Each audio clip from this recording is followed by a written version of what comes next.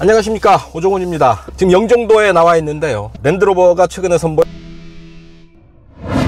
위해서 영종도에 나왔습니다. 레인지로버 벨라가 이제 9월 국내 출시를 앞두고 있는데요, 랜드로버 라인업을 잠깐 살펴볼 필요가 있겠는데요.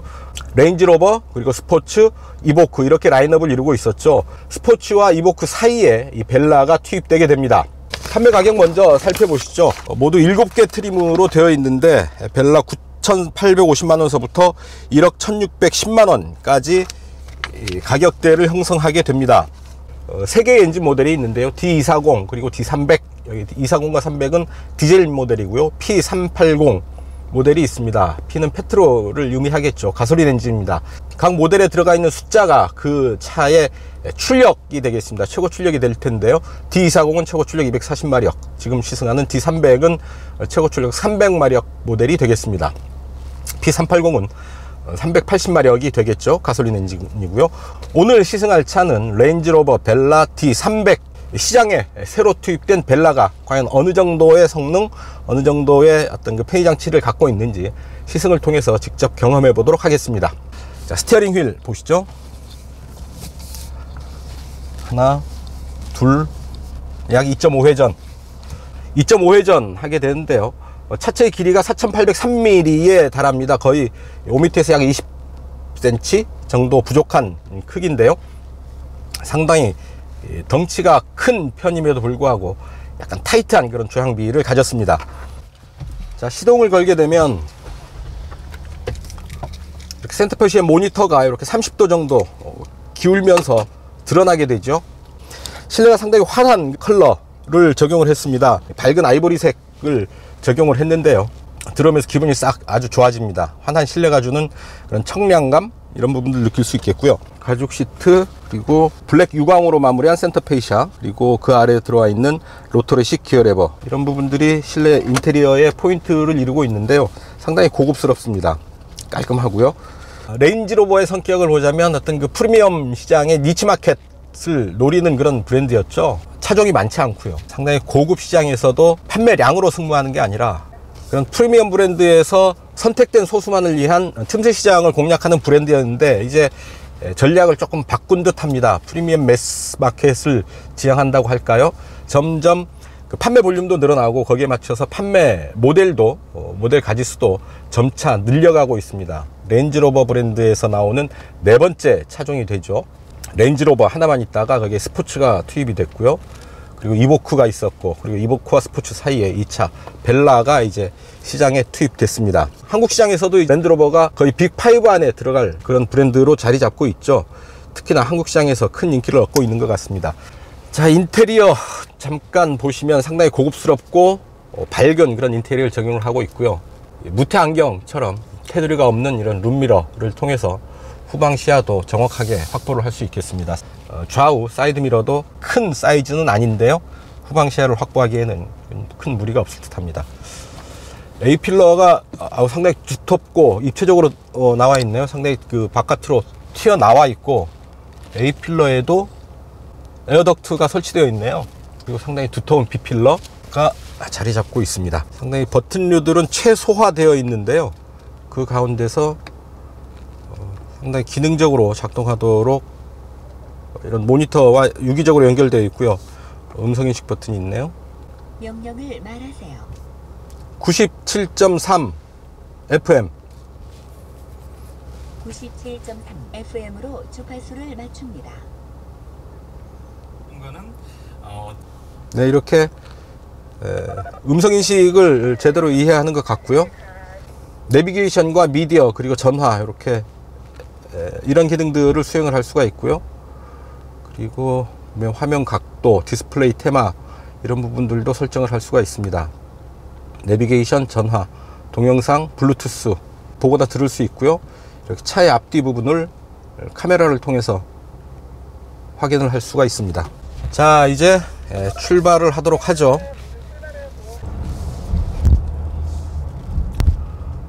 움직이는 반응이 상당히 차분하고 조용하고요, 노면의 자잘한 장애물, 충격, 쇼크, 이런 부분들 아주 부드럽게 잘 흡수해냅니다. 전지형 지형 반응 시스템이 그 로터리 스위치로 조정하는 그런 구동력 배분, 버튼의 작동감이 상당히 부드럽고요. 레버의 저항감이 전혀 없습니다. 아주 부드럽게 가볍게 잘 움직입니다. 그 센터 페시아의 상하로 분리되어 있는 두 개의 모니터를 통해서 모든 기능 장비들을 이용을 하게 되는데요. 터치식입니다. 아주 모니터의 컬러가 아주 깔끔하게 보여지고요. 뭐라 그럴까요? 아이패드나 이런 그 태블릿 PC에 아주 선명한 그런 화면을 보는 것 같습니다. 터치하는 느낌, 조작감이 전혀 없습니다. 그냥 손을 갖다 대면 아주 자연스럽게 기능들이 활성화되고요. 랜드로버가 어떻게 보면 사람들의 그 마음을 움직이는 방법을 알고 있는 것 같아요. 무조건 가죽을 갖다 댄다고 해서 고급스럽게 느껴지는 건 아니겠죠. 그리고 이런 그 버튼이나 이런 조작하는 데 버튼의 느낌들, 반응들, 이런 인터페이스를 만들어내는 게 다른 차들에 비해서 확실히 우수한 그런 수준을 보여줍니다. 지형 반응 시스템은 다이내믹, 에코, 그리고 컴포트, 잔디, 자갈, 진흙, 모래, 오토 뭐 이렇게 선택을 하게 되네요. 스티어링 휠에 패들 시프트가 장착되어 있고요. 그 다음에 시속 100에 맞췄습니다. 완만하게 돌아가는 커브인데요. 자, RPM 약 1400 정도에 고정이 되네요. 이게 자동 8단 변속기고요. 7단, 6단, 5단, 4단, 4단까지 내려가고 3단으로는 다운되지 않습니다. 자, 킥다운 버튼이 있고요. 가속을 하면 아주 폭발하는 힘이라기보다는 스무스하게 부드럽게 끌고 올라가는 그런 힘입니다. 300마력이라는 힘이 만만치는 않겠지만 워낙에 차체의 무게가 있죠. 팡팡 터지는 힘이라기보다는 은근히 끌고 올라가는 힘을 보여줍니다. 자, 차선 이탈 유지 조향이 아니고 차선 이탈 경보 장치네요. 차선을 넘어갈 때 경보를 알려주는 정도의 반응을 보입니다. 자, 속도를 좀 올려보죠. 방향주시등을 켜면 차선 이탈 경보가 작동을 하지 않고요. 자, A필러에 부딪히는 바람 소리가 제법 들리는데요. 속도계를 보면 그럴만도 합니다. 이 차의 공기저항계수 0.32인데요 SUV로서는 상당히 우수한 수준의 공기저항계수입니다. 약간 횡풍을 받는 것 같은데요. 차가 왼쪽으로 살짝 흐르는 그런 느낌, 바람의 방향, 횡풍을 좀 받는 그런 느낌입니다.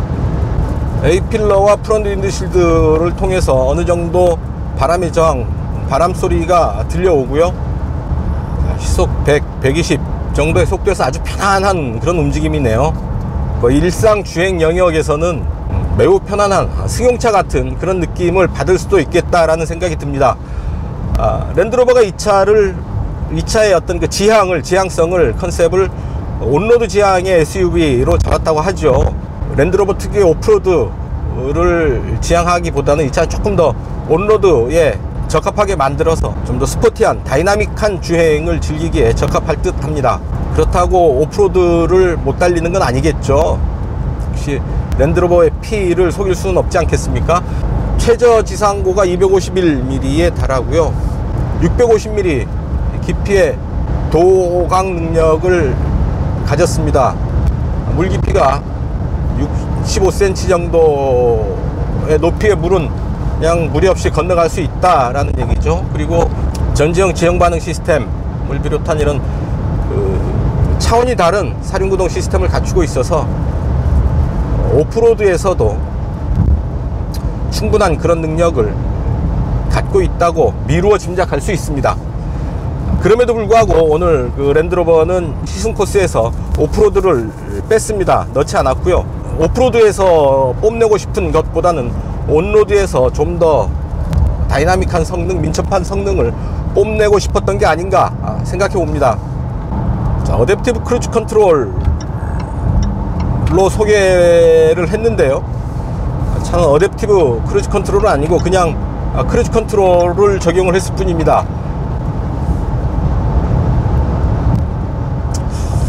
뭔가 에이다스 시스템을 제대로 즐기기에는 뭔가 부족한 부분이 있는 게 사실인 것 같고요. 움직이는 느낌이 상당히 우아하죠. 고급스럽습니다. 약간의 바람소리, 차창을 스치는 바람소리 말고는 실내에 이렇다 할 소음 느끼기 힘듭니다. 노면에서 올라온 자잘한 소음 거의 듣기 힘들고요. 스티어링 휠은 조금 큰 듯 하네요. 큰 듯 하지만 자, 살짝 흔들어 보면 정확하고 빠른 조향 반응 느낄 수 있습니다. 스티어링 휠 사이즈가 조금 작았으면 어떨까 하는 생각을 해봅니다. 자, 이렇게 계기판 구성을 선택을 할 수가 있네요. 이렇게 듀얼 다이얼 보기, 싱글 다이얼 보기. 자, 이렇게 계기판 구성을 서로 다르게 내 취향대로 계기판을 구성을 할 수가 있습니다. 시트 포지션은 허벅지까지 충분히 받쳐주는 시트입니다. 그리고 양옆에 날개가 나와 있어서요, 좌우로 기울 때 코너링에서 적당한 수준에서 몸을 잡아줍니다. 꽉 조여주는 게 아니고요, 몸이 흔들릴 때 적당히 지지해주는 그런 정도의 느낌입니다. 센터페시아 안쪽으로도 살짝 공간을 남겨놨네요. 남겨놨는데 글쎄요, 얼마나 쓸모있고 유용한 공간이 될지는 모르겠습니다. 그렇게 쓰임새가 있어 보이지는 않습니다. 자, 속도를 좀 올려봅니다. 랜드로버가 자랑하는 4륜구동 시스템이 보여주는 고속 주행 안정감. 속도를 어느 정도 올리는데 차체의 떨림이 거의 없습니다. 그냥 차분하게 자세를 유지하면서 흔들림 없이 달려나갑니다. 자, 빠르다 내지는 조금 불안하다라는 느낌은 거의 없고요. 다만 속도가 빨라지면서 같이 올라가는 바람소리 정도만이 이 차의 속도를 가늠하게 해줍니다. 디젤 엔진입니다. 디젤 엔진인데요, 움직이는 동안 디젤의 느낌, 특히 소리나 진동 면에서는 디젤의 느낌이 거의 없고요. 다만 가속할 때 어떤 굵은 토크감 정도를 느끼게 됩니다. 가속 페달의 마지막 저항점을 넘어서서 킥다운까지 가속 페달을 끝까지 밟으면 은근하게 커지는 힘입니다. 강한 힘이 순간적으로 드러나는 게 아니고요, 바닥에 있던 힘이 적당한 수준에서 차의 속도에 맞춰서 적당히 함께 커지는 그런 느낌입니다. 가솔린 380의 느낌은 어떤지 상당히 궁금해지는데요, 물론 이 정도 300마력의 힘이라면 일상주행 영역 속에서 혹은 그거를 뛰어넘는 그런 수준에서 운전자가 원하는 정도의 힘과 속도 충분히 맞춰줄 수 있겠다라는 생각은 듭니다. 하지만 순간적인 펀치력, 순간적인 가속감을 기대한다고 한다면 거기에는 조금 부족할 듯 싶고요. 실생활에서 사용하는 SUV로서 상당히 합리적인 수준에서 실내 구성이 되어 있고 성능도 그렇습니다. 다만 조금 고급스럽게 꾸며진 인테리어, 이 차의 상품성, 지향점을 보여준다고 하겠습니다. 많은 사람이 탈 수 있을 정도로 가격을 낮추기 위해서 실내를 타협하는 것이 아니라 브랜드 이미지를 유지하기 위해서 상당히 고급스러운 인테리어를 고수를 했습니다. 그래서 어쩔 수 없이 가격은 많이 올라가 있죠. 1억 안팎의 가격인데요, 만만치 않은 가격이고 누구나 쉽게 넘볼 수 있는 가격은 아니지 않을까 싶습니다. 다이나믹 모드에서 어느 정도 힘을 강하게 드러내줬으면 좋겠는데 다이나믹 모드에서도 그렇게 강한 힘을 맛보기는 쉽지 않아 보입니다. 여전히 그런 부드러운 인상 지우지 못하고 있습니다. 뭐라 그럴까요, 마음씨 좋은 아저씨가 화내는 그런 느낌? 화내는 얼굴인데 미소가 띄어 있어 좀 애매한 그런 느낌이죠. 그 상황에 맞춰서 분명하게 그런 그 차의 반응, 성격 이런 부분들을 변화를 줬으면 좋겠습니다. 이렇게 분기점에서는 모니터에 내비게이션이 떠서 길을 안내를 해줍니다. 공차 중량은 2톤이 넘어가죠. 2035kg입니다. 센터 콘솔 박스 위를 암레스트로 활용을 할 수가 있는데요, 좌우측 길이를 달리 가져갈 수가 있습니다. 운전자와 조수석 탑승자가 서로 다른 암레스트 길이를 선택을 할 수가 있는 거죠. 좀 더 자기의 몸에 맞게 이런 부분들을 선택을 할 수가 있게 돼서 좋습니다. 여는 부분도 서로 다르게 나눠서 열 수가 있게 됐네요. 상당히 합리적으로 인테리어를 구성하지 않았나 싶습니다. 로타리 방식의 스위치의 조작감도 아주 우수하고요. 오디오는 메르디앙 오디오를 적용을 했습니다. 상당히 고급 브랜드죠.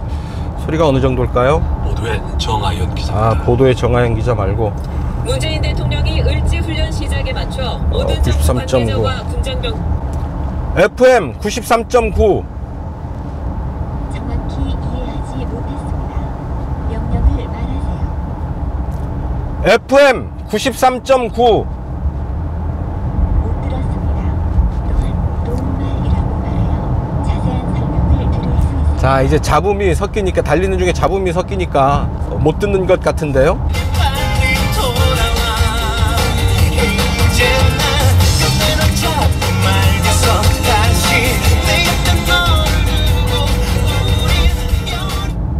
이 정도의 오디오를 들을 수 있는데요. 지금 FM 방송이어서 들리는 소리가 이 정도고요. 아주 음원이 좋은 고퀄리티의 음원을 사용을 한다고 한다면 메르디앙 오디오 시스템과 맞춰서 훨씬 더 고급스러운 음질을 즐길 수 있지 않을까 싶습니다. 실내 버튼들을 최소화해서 이 안에 모니터에 다 담아 놨는데요. 인터페이스가 때에 따라서는 버튼을 어디서 어떻게 찾아야 될지 좀 헷갈리는 경우도 간혹 발생을 합니다. 좀 더 익숙해지기까지는 시간이 좀 필요하다라는 얘기가 되겠고요. 처음 이 차를 타는 사람에게는 다소 낯선 그런 혹은 불편한 그런 부분이 될 수도 있겠습니다. 차 타기 전에 충분히 숙지를 하고 운전석에 앉아야 되겠습니다. 이런 정체 구간에서는 에이다스 기능이 상당히 유용한데 말이죠. 사용을 할 수가 없습니다. 자, 이 차의 연비 12.8입니다. 디젤 엔진 배기량 그리고 강화된 연비 기준 등을 감안하면 상당히 합리적인 받아들일 수 있는 수긍이 가는 그런 연비가 아닌가 싶습니다. 약 1시간 정도 주행을 하고 있는 겁니다. 영종도를 출발해서 서울로 복귀하는 길 1시간 정도를 시승을 하는데요. 두서없고 정신없고 단체로 하는 시승이어서 상당히 차분하게 하나하나씩 뜯어볼 수 없는 점은 양해를 구합니다. 도어 레버의 윈도우 버튼은 조금 뻑뻑한 그런 느낌도 있고요. 시동이 꺼졌는데요. 핸들이 잠기네요. 핸들은 돌리게 되면 잠기고 핸들이 더 돌아가면 시동이 다시 켜지는 그런 구조입니다. 구조 정도만 해도 엔진 스탑이 이루어진 상태에서 스티어링 휠, 에어컨 다 작동이 되는데요. 훨씬 더 고급 브랜드임에도 스타트 앤 스톱 이런 디테일한 부분에서는 조금씩 실망시키는 부분들이 드러나 보입니다. 알루미늄 바디를 적용을 하고 있어서 가볍죠. 가벼움에도 불구하고 2톤이 넘는 무게를 가졌고요. 이제 여러 가지 편의 장비를 적용을 하다 보니까 그랬을 테고, 연비에는 분명히 유리하죠. 차체의 강성, 차체 안정감 확보하는데도 훨씬 유리하고요. 버튼도 그냥 손가락 갖다 대면 램프들이 켜지고 꺼지네요. 터치식 버튼입니다. 여기 위에 긴급 호출 AS 버튼이 있고 SOS 버튼이 이렇게 올라와 있네요. 급할 때는 그냥 버튼을 누르면 바로 콜센터와 연락이 됩니다. 네, 벨라 뒷좌석에 앉았습니다. 아주 깨끗하고 심플한 그런 뒷좌석이고요. 밝은색 컬러의 가죽 시트를 적용을 해서 환한 실내를 연출하고 있습니다. 센터 암레스트 특별한 장치는 없고 2개의 컵홀더 준비되어 있고요. 안전띠 매면 이런 정도 자세가 되겠습니다. SUV죠. 앉은 자세가 마치 의자에 앉은 것처럼 편안한 자세를 가질 수 있습니다. 자, 무릎 앞으로 주먹 2개 또 더 남는 공간을 확보하고 있습니다. 자, 차창을 내리면 약 5cm, 한 6, 7cm 정도 남겨놓고 차창이 닫히는데요. 차창이 완전히 닫히지는 않습니다. 원버튼으로 닫혔는데요. 자, 한번 올려볼까요? 혹시 걸리면 다시 리와인드 되는 것 확인할 수 있었습니다. 자, 손잡이 있고요. 선루프를 이렇게 열릴 수 있고요. 아주 큰 사이즈의 대형 선루프가 지붕 위로 배치되어 있습니다. 이렇게 햇볕 가리개가 있고 다시 열 수가 있습니다. 아주 열리는 면적이 아주 넓은데요. 창밖의 풍경을 아주 넓게 마주하면서 달릴 수 있겠습니다. 이런 그 넓은 선루프는 운전자보다는 이런 동승객들이 누릴 수 있는 부분이죠. 머리 위로 환하게 펼쳐지는 창밖 풍경, 또 하나의 감상 포인트가 되지 않을까 싶습니다.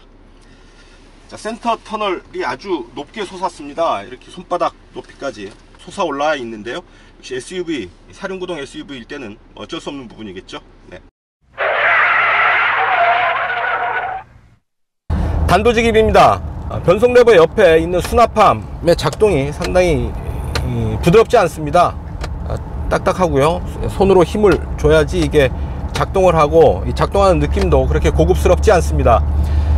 수납식 도어 핸들을 적용을 했죠. 테슬라에서 힌트를 얻지 않았나 싶은데요.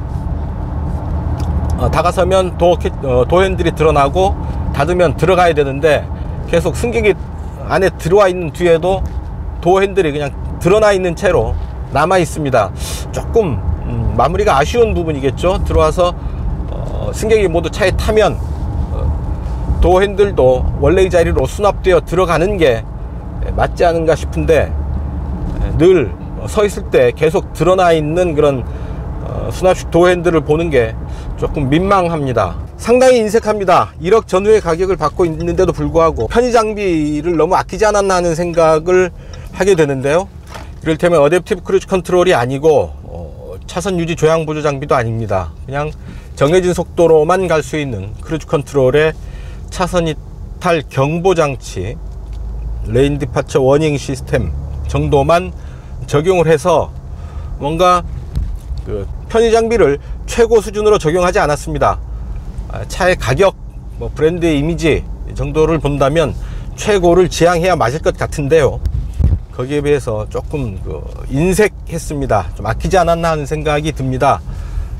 자, 이렇게 하는 와중에 어느덧 이제 시승을 마무리할 시간입니다. 금방 탔는데 바로 이제 1시간이 채 안 돼서 차에서 내려야 할 시간인데요. 어쨌든 전체적으로 렌지로버의 라인업에 새로 투입된 벨라가 소비자들의 관심을 크게 끌 것은 분명해 보입니다.